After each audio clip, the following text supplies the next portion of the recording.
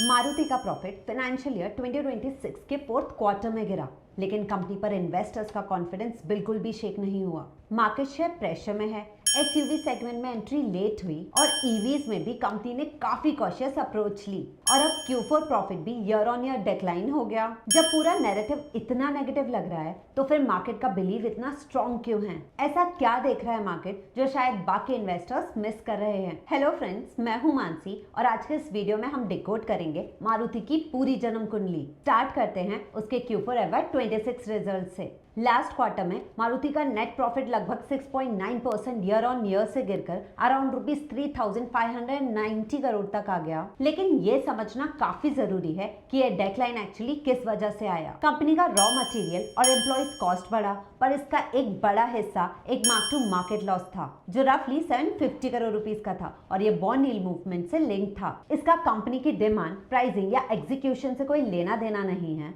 ये तीन चीजें ऑटोमोबाइल इंडस्ट्री के मेन ड्राइवर्स होते हैं। अगर कोर बिजनेस देखा जाए तो मारुति का रेवेन्यू स्ट्रॉन्ग रहा ₹52,449 करोड़ पर, पिछले साल से लगभग 28% ऊपर। वॉल्यूम्स लगभग 12% बढ़कर 6.8 लाख यूनिट्स तक पहुंच गए।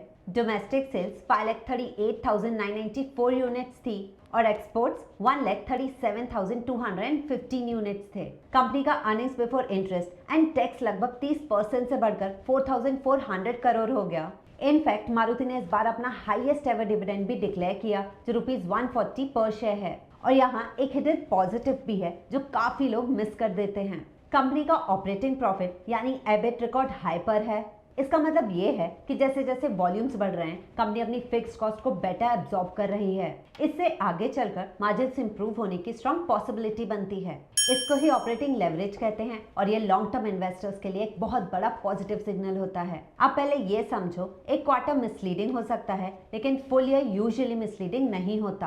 तो FY26 में क्या हुआ? मारुति ने रिकॉर्ड्स वॉल्यूम डिलीवर किए जो अराउंड 24.2 लाख यूनिट्स थे। नेट सेल्स 20% से ज्यादा बढ़कर 1,74,369 करोड़ हो गई। कंसोलिडेटेड नेट प्रॉफिट 1.2% बढ़कर 14,445 करोड़ हो गया जो पहले 14,308 करोड़ था। तो एक वीक लगने वाले क्वार्टर के बावजूद भी ओवरऑल ईयर ग्रोथ शो करता है, लेकिन सिर्फ ग्रोथ काफी नहीं होती। रियल क्वेश्चन ये है, क्या ये ग्रोथ सस्टेनेबल है? और यहीं से आता है सबसे इंपॉर्टेंट फैक्टर, डिमांड।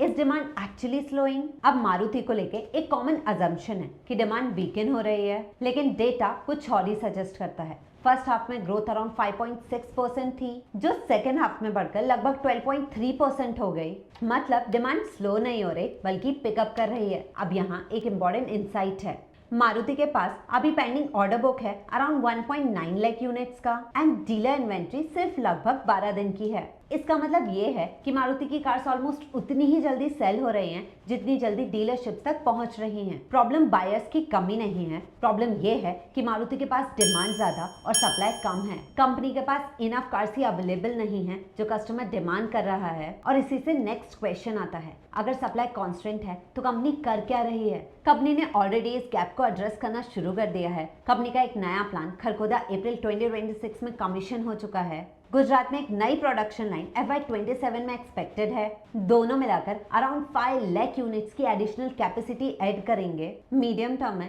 कंपनी का टारगेट है टोटल 40 लाख यूनिट्स की कैपेसिटी अचीव करना, जिसके लिए अराउंड 14,000 करोड़ रुपीस का कैपिटल एक्सपेंडिचर प्लान है। इसका मतलब ये है कि सिस्टम में डिमांड ऑलरेडी विजिबल है और जैसे ही कैपेसिटी इंक्रीज होगी ये डिमांड डायरेक्टली सेल्स में कन्वर्ट हो सकती है। अब नेक्स्ट कंसर्न जो मोस्ट इन्वेस्टर्स के मन में है, क्या मारुति प्रोडक्ट्स और टेक्नोलॉजी के टर्म्स में राइटली पोजीशन्ड है? ये सबसे बड़े कंसर्न्स में से एक रहा है और इसका रीजन भी वैलिड है। मारुति एसयूवीज में लेट थी और ईवीज को लेकर कॉशियस थी, लेकिन अब मारुति एसयूवी सेगमेंट में अपना ट्रैक्शन इंप्रूव कर रही है। ना ही कंपनी नए एसयूवी मॉडल्स फास्ट स्केल कर रही है बल्कि उनको रिकॉग्निशन भी मिल रहा है। कंपनी की नई एसयूवी विक्टोरस को Indian car of the year 2026 का अवार्ड भी मिला। साथ ही उनकी डिजायर भी अभी टॉप सेलिंग व्हीकल्स में से एक है, जो ये दिखाता है कि कोर पोर्टफोलियो अभी भी स्ट्रॉन्ग है। टेक्नोलॉजी साइड पर कंपनी ने फाइनली ईवी स्पेस में एंट्री ली है ई-वितारा के साथ, जो करीब 100 ग्लोबल मार्केट्स के लिए पोजीशन की जा रही है।